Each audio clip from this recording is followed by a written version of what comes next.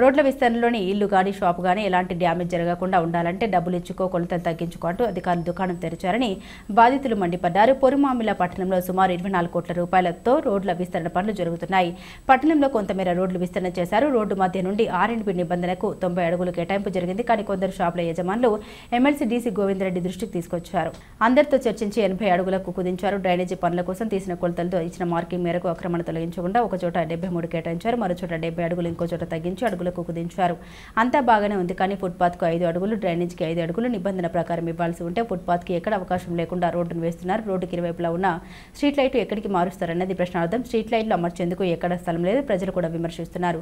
కాల్వ జేసీబీతో తవ్వుతున్నారు. కొలతల మేరకు కాల్వ తీయకుండా R&B అధికారులు ఇష్టరాజ్యంగా తీసుకునడంతో బాధితులు మండిపడ్డారు. ఒక క్రమంలో డ్రైనేజ్ ఉండాలి కానీ తక్కువ ఎక్కువ ఎలా చేస్తారని, ఎంత తీసుకున్నారని సోమవారం జరుగుతున్న పనుల దగ్గరకు R&B DE సలీం, ఏఈ రజియాలను ప్రశ్నించారు. అంబేద్కర్ సర్కిల్లో ఉన్న కొలతల కంటే ఎక్కువ దూరం షాపులు గోడలు కూల్చి పనులు మొదలుపెట్టారు. 500 మీటర్ల దూరంలో 65 అడుగులు కుదించారు.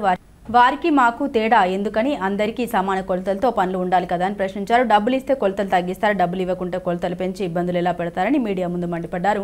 మున్పటి మార్కింగ్ ఇప్పటి మార్కింగ్ మీడియాకు చూపించారు. అందరికీ సమాన కొలతలతో పనులు చేయాలి కానీ ఇలా వ్యత్యాసం ఏమీ ఆశించి చేస్తున్నారని all India human rights chief Gangannaa, secretary Panirao DEAEలు నిలదీశారు. మరి ఆల్ ఇండియా హ్యూమన్ రైట్స్లో మీడియా సమావేశంలో మేము ఏమి తెలియజేస్తున్నామంటే, మరి పూర్వహామీలలోని అంబేద్కర్ సర్కిల్ నుండి రోడ్డు ఇరువైపులా రోడ్డు సిమెంట్ రోడ్డు వేయడం జరిగింది. మరి ఈ రోడ్డు విషయంలో గత ప్రభుత్వము ఈ రోడ్డు పొడవున ఉన్నటువంటి కొన్ని హౌసెస్ కూడా ఇందులో రోడ్డు అలైన్మెంట్లో ఉన్నాయి. మరి గత గవర్నమెంట్ ఏం చేసిందంటే 90 అడుగులు రోడ్డు చేయాలని చెప్పేసి ఒక నిర్ణయం తీసుకొని దాని మీద ప్రపోజల్ పంపడం జరిగింది. ప్రభుత్వం కూడా 90 అడుగులకు ఆమోదించిందని చెప్పారు. అయితే మరి తర్వాత కొంతమంది ప్రజల యొక్క వాళ్ళ అవసరాలను బట్టి వాళ్ళ ఇబ్బందులు ఉన్నాయి, ఎక్కువ అలైన్మెంట్లో ఎక్కువ పోతాయి, షాపులు ఎక్కువ పోతాయి అని చెప్పేసి వ్యాపారస్తులంతా విజ్ఞప్తి చేస్తే వాటిని 80 అడుగులకు మార్చినారనేది విషయం మాకు తెలుసు. అయితే ఇప్పుడు జరిగే విషయం ఏంటంటే, రోడ్లు అయితే వేశారు, రోడ్డు పక్కన మరి కాలువ తీసేటప్పుడు రకరకాల కొలతలతో వీళ్ళు తీస్తున్నారని చెప్పని ప్రజలంతా మాకు కంప్లైంట్ చేసినారు. మరి రోడ్ అలైన్మెంట్ మార్చడము ఒకసారి ఒక విధంగా ఉంది, ఒకసారి ఒక విధంగా ఉంది, ఒకసారి 11 అడుగులు అంటారు, ఒకసారి 10 అంటారు. మరి ఈ విధమైనటువంటి రకరకాలుగా చేస్తే ప్రజలంతా గందరగోళానికి గురయ్యి వాళ్ళందరూ కూడా మాకు అన్యాయం చేస్తున్నారు, కొంతమందికి అయితే మేలు జరుగుతుంది, కొంతమందికి కీడు జరుగుతుంది, మాకు మరి కనీసము మాకు నష్టపరిహారం ఇచ్చేవాళ్ళు లేరు అని చెప్పని ప్రజలంతా మొరపెట్టుకోవడం జరిగింది. దీని విషయంలో నిన్న R&B AE గారు, DE గారు వాళ్ళు రావడం జరిగింది. మరి మేమందరం కూడా మన అందరి సమక్షంలో మన ప్రెస్ వాళ్ళ సమక్షంలోనే మేము వాళ్ళు ప్రశ్నించడం జరిగింది.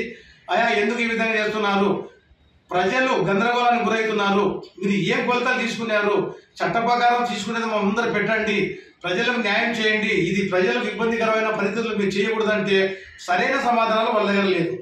ఒక్కొక్క చాట తక్కువనే చాట మేము పోయి కొలతండి అంటే అక్కడ 9 అడుగులు ఉంది, ఓ చాట 11 ఉంది, ఓ చాట 10 ఉంది. మరి రెండు వైపులా ఎంత తీసుకుంటున్నారని చెప్పి సరైన సమాధానం లేదు. ఇందులో ఫుట్పాత్ ఎంత, కాలువ ఎంత, మరి ఇక్కడ కరెంట్ స్తంభాలు వరుసగా ఉన్నాయి ఒకవైపు. ఈ స్తంభాలను ఎక్కడ పాతారు, ఎక్కడ నుంచి కరెంట్ సప్లై చేస్తారు, ఇది వాళ్ళ అధికారులు కూడా చెప్పలేకపోతున్నారు.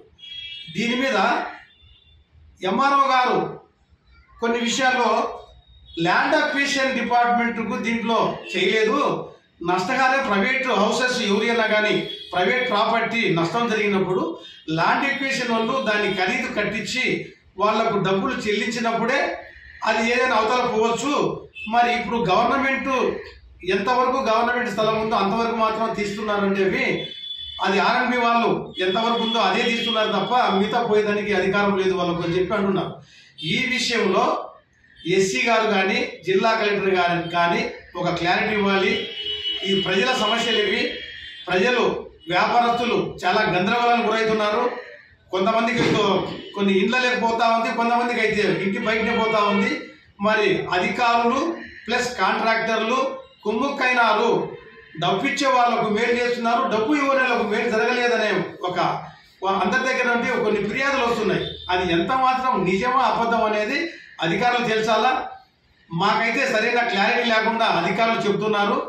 మరి ఎస్సీ గారు, ముఖ్యంగా ఎస్సీ గారు ఒకసారి విజిట్ చేసి ఎంత కొలతల్లో రోడ్డు తీస్తున్నారు, కాలువ తీస్తున్నారు, ఎంత ఫుట్పాత్ ఉంది, మరి ఏ విధంగా ఏ పక్క ఏ విధంగా అలైన్మెంట్ మార్చినారా మార్చలేదా.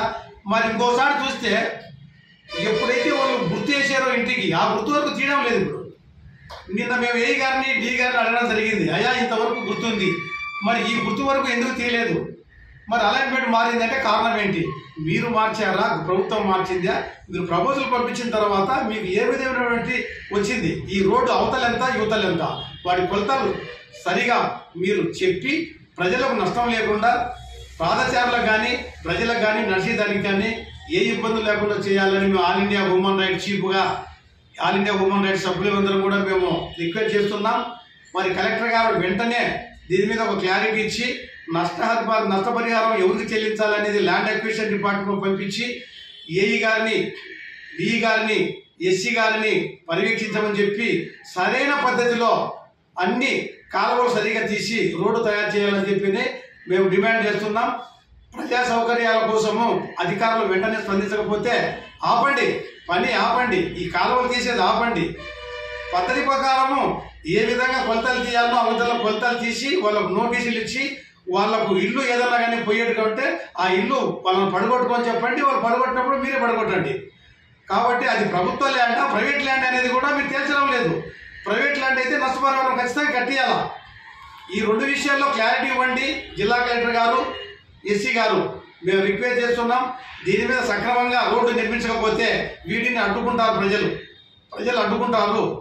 అంతవరకు చేసుకోకుండా ఇమీడియట్గా స్పందించి రేపటి దినం నుండి అక్కడ పని ఆపేసి పూర్తిగా క్లారిటీ ఇచ్చిన తర్వాతనే కాలువలు తవ్వాలి, ఫుట్పాత్ నిర్మించాలి, రోడ్డు నిర్మించాలని మేము all India human rights demand చేస్తున్నాం.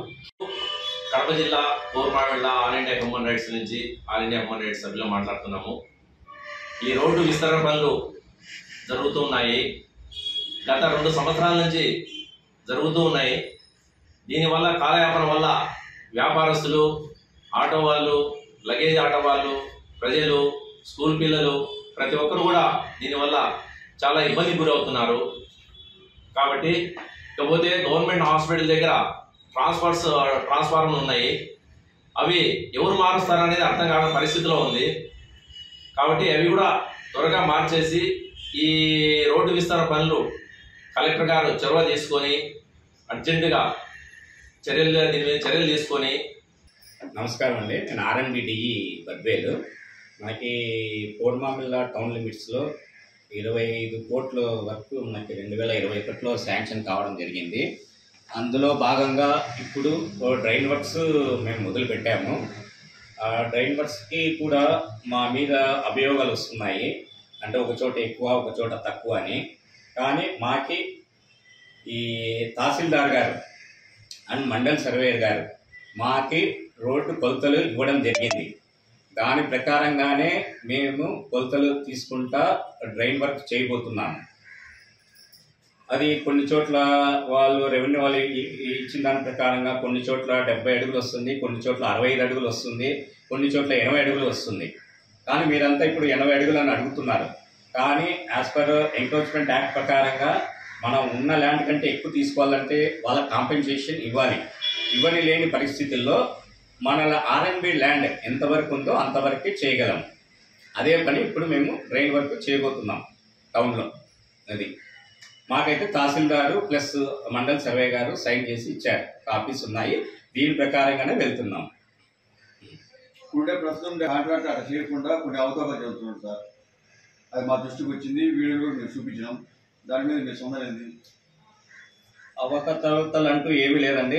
నిన్న బెడ్ వేయడం జరిగింది. కాంట్రాక్టర్ వాళ్ళ మనుషులు కొద్దిగా ఒక సెప్టిక్ ట్యాంక్ అడ్డం రావడం వల్ల కొద్దిగా వాళ్ళు అది కొట్టేయడానికి టైం పడుతుంది కాబట్టి కొద్దిగా డిలే చేశారు.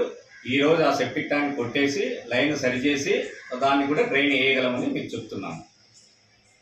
ఇప్పుడు సార్ స్ట్రైట్గా మనం డివైడర్ వేశారు కదా, ఇప్పుడు ఆ డివైడర్ వేసి ప్రజలకు ఇబ్బంది పెట్టడం కన్నా ముందు ఈ పక్క కాలువలు తీసి తర్వాత డివైడర్ వేసి అంటే బాగుంటుంది కదా. అదే అండి, మేము ఇక్కడ 2023 లాస్ట్లో మేము జేఈ గారు నేను వచ్చాము. అప్పటికే వర్క్ అంతా కొద్ది పార్ట్ సీసీ రోడ్ కంప్లీట్ అయ్యింది, డివైడర్ కంప్లీట్ చేశారు. కాబట్టి అది ముందు జరగడం జరిగింది. అది మీకు తెలియకుండా వాళ్ళు చేయడం తప్పే కదా.